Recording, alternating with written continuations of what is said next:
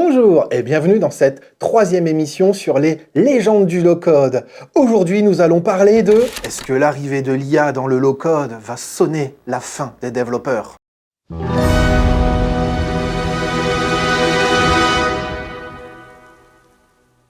Commençons par une définition. Ce qu'on appelle aujourd'hui IA dans le low-code, ce sont les IA génératives. Des IA qui permettent de générer à partir d'un besoin une solution ou une application. À quoi ça sert? Eh bien, à trois choses. Générer des logiciels, faire de l'audit, aider à la réalisation d'applications.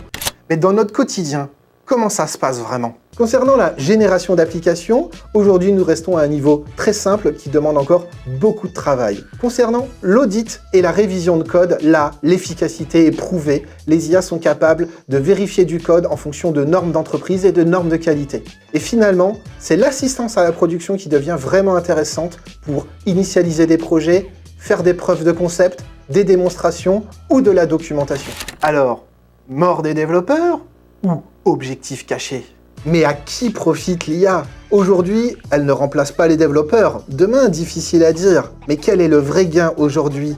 Eh bien, c'est l'accessibilité et l'adoption par les profils non techniques qui peuvent beaucoup plus facilement démarrer des applications low-code. Quels sont les prochains challenges que l'IA devra relever dans le low-code? Deux challenges. Le premier, la propriété intellectuelle. À qui appartient une application générée par une IA qui s'inspire de ce qu'elle trouve sur Internet? Le deuxième, la sécurité.